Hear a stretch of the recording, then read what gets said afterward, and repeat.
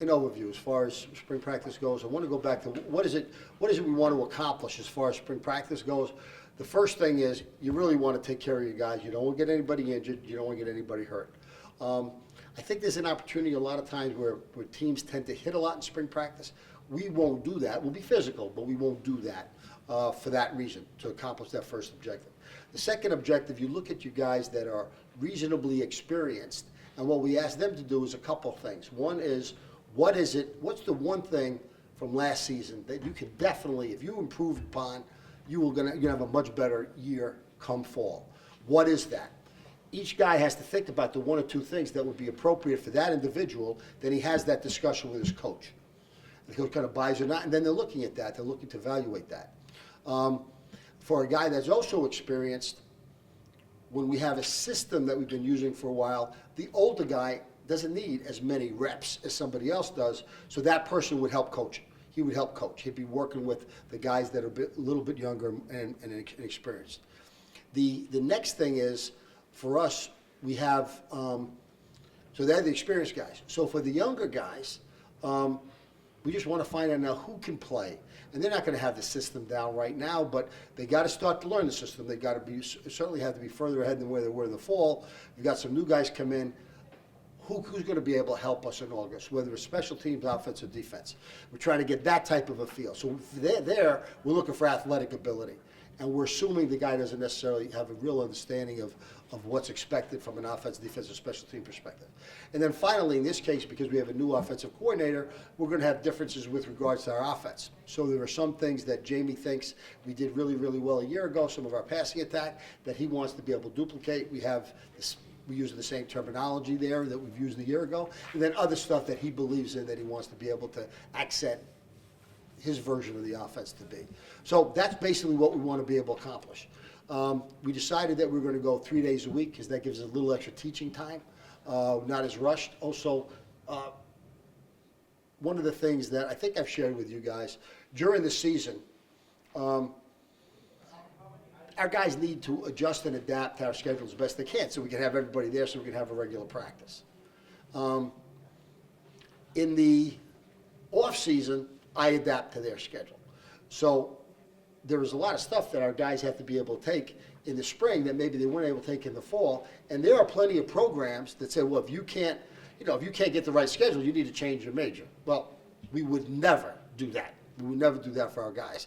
Their major is something important. So in the spring, we adapt and adjust to their schedule. And what I found was there was nobody, there was not like a 2-3 hour block where we could get everybody. It just didn't exist. That's how we wound up going to the morning practices. So Saturday's not an issue, of course, with classes. Friday afternoon's not bad. So that's why if we're practicing on a Wednesday, it's from 6 in the morning early. If it's practicing Tuesday, Thursday, it's the same. Though that's the rationale for that. How have we been doing so far? I think we've been pretty good. Nobody's gotten seriously hurt. We got a couple little guys kind of pulls, but everybody's okay. I'm pleased to see some progress even early on with regards to the offense. And with regards to the defense, it's 3 days, guys, so we haven't just seen that much, but we're working on offense, defense, special teams. But remember, I said what we're trying to accomplish. And so far, I think we're moving in the right direction. We're going to have a much better idea, of course, when the guys come back and we get halfway at least through spring practice. I have spring break now. Yes. So we had 3 practices already. Now everybody's off. Now they come back, and we go 3 a week to the spring game. Quarterback depth chart on that, and what offenses are you running in practice now under Jamie? Well, okay, I referenced that a little bit. We're running a spread option. So before we just ran a spread. So there are things that Jamie really likes that we were successful with, and our guys understand pretty well with regards to the passing game. So we're using those.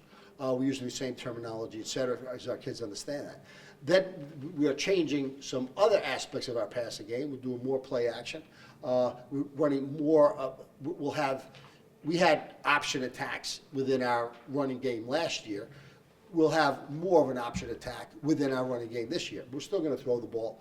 We're going to have more play action probably. We're going to throw the ball, more play action. And within our running attack, it'll be more option than what we would have done in the past. But in the past, we would have run option as well. Again, there's only 3 days into that. Who's the guy? Well, I think we don't know who the guy is yet. Now remember, because it's a new offense, the guys that have been here so a guy like Tyler, who really did a great job for us last year, it's a little different system. So it's not like he's coming in and has the entire system down. Everybody's kind of learning the system new. But Tyler did a very, very good job for us last year. We're very, very proud of the job that he did. So he's certainly going to have consideration for that job. And the other one is Austin Wilson, the fifth-year transfer from Syracuse. He's a good athlete. He's a good football player. He throws the ball well. But again, everybody's new yet, and we don't know exactly what that's going to look like. Now we'll have a better feeling coming out of spring ball. So I don't need to look at this depth chart that got put out that Austin's the top guy. That Well, means I think it's very also, little.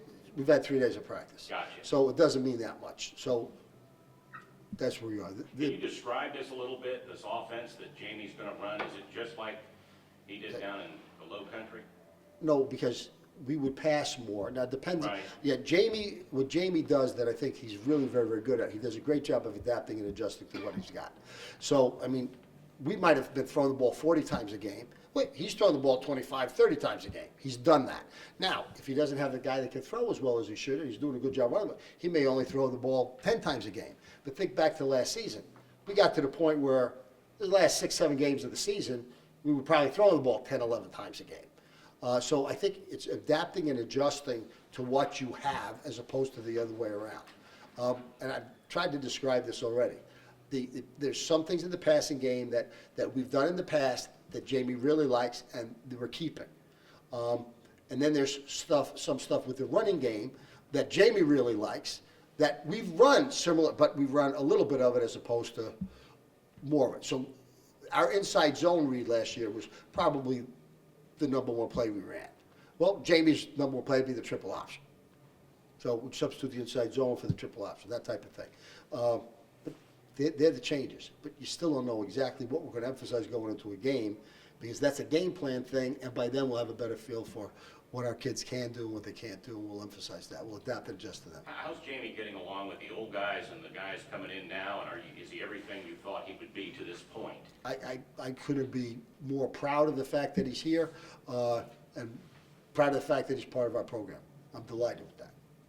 This was a great, great opportunity for us to be able to hire somebody that's really accomplished something special at Charleston Southern. Hit on the quarterbacks, but what other concerns do you have? We know, or you probably know where you're strong, or where you think you're strong. What other concerns do you have this spring? What are you really honing in on to try to correct? I think when you look across the board, I think we have some guys that we from last year. Tony Chesley, had a great year for us last year at cornerback. What kind of depth do we have in the secondary where we really know we can count on the guys playing? We've got a lot of guys that will be vying for spots. We've got a lot of guys playing for spots, but we just don't know yet. I think we lost a lot of offensive linemen, but we got some solid guys that are coming back, but they haven't proven themselves yet. I feel pretty good about where our linebacker crew looks.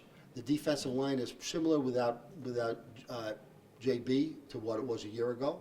I feel we'll be okay there. Wide receivers, I think we'll be okay there. I think we'll be okay running back. Can you talk about the running back situation a little bit more? Because you Well, lost your Cadillac. yeah, but we've had good guys behind Hop as well.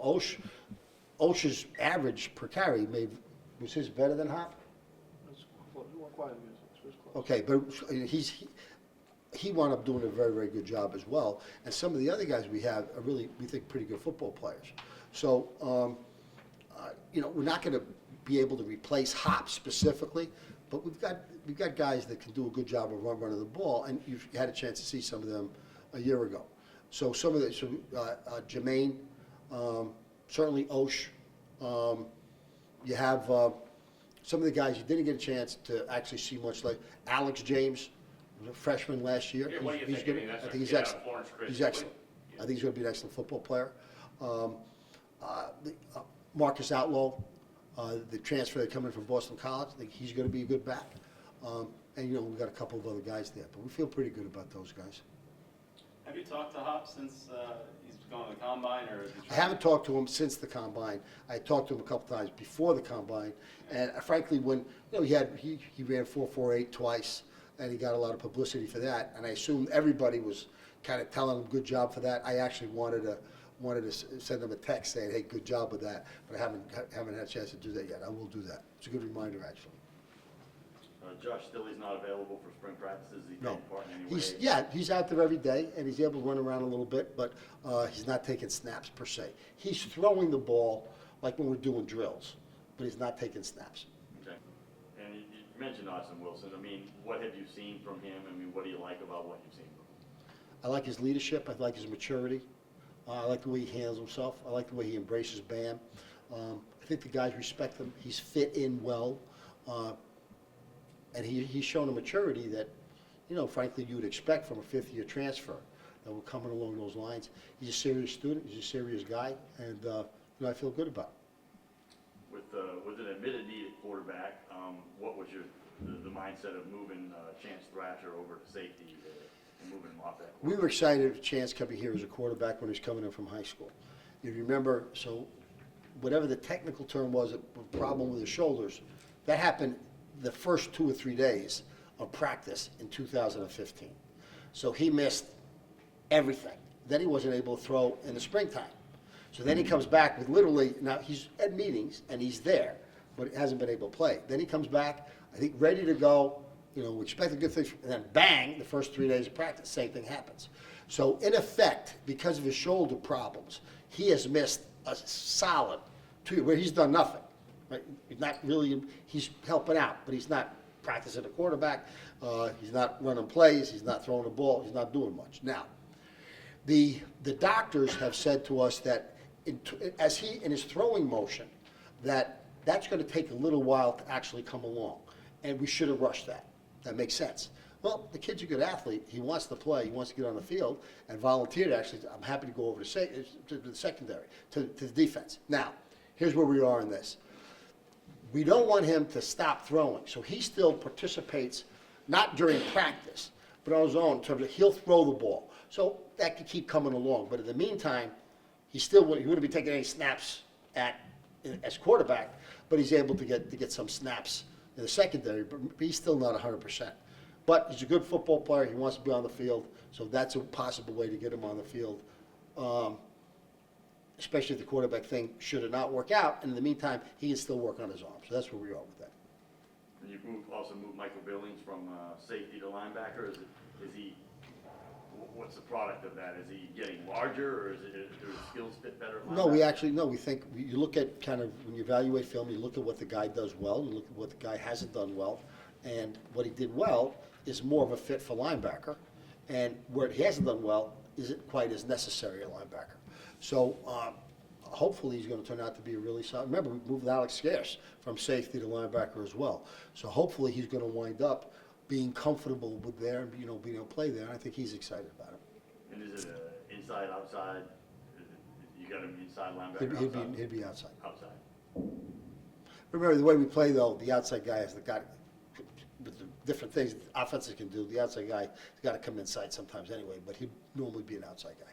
Go back to 3 years ago. Remember, we lost 4 or 5 guys that were starters from the offensive line about 3 years ago, and there was a question mark about that group coming in.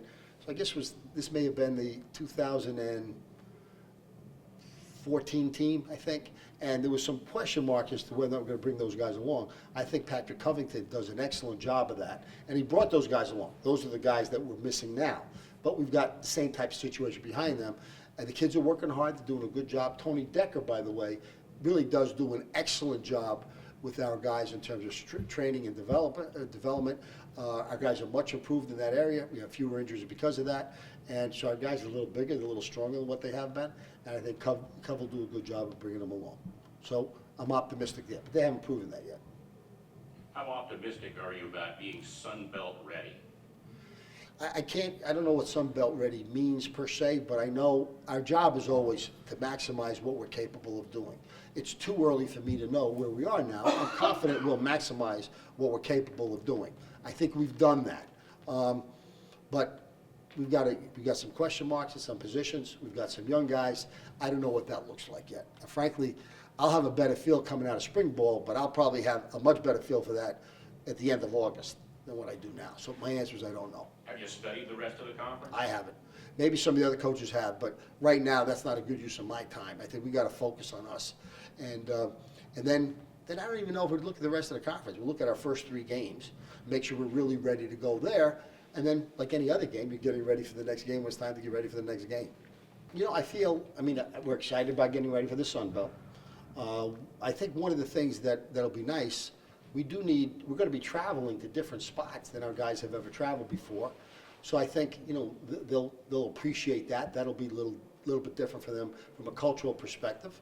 I feel pretty good about our out-of-league conference, out-of-league schedule. We got Arkansas. We're gonna play UMass. So I feel good about the schedule. Certainly within the league, and we're playing everybody that went to bowl games. You want to play Liberty now they're moving up? Yeah, we play Liberty. Yeah, Didn't know what those thoughts were. yeah, sure, we play Liberty. I recall people being adamant that last year was the last game.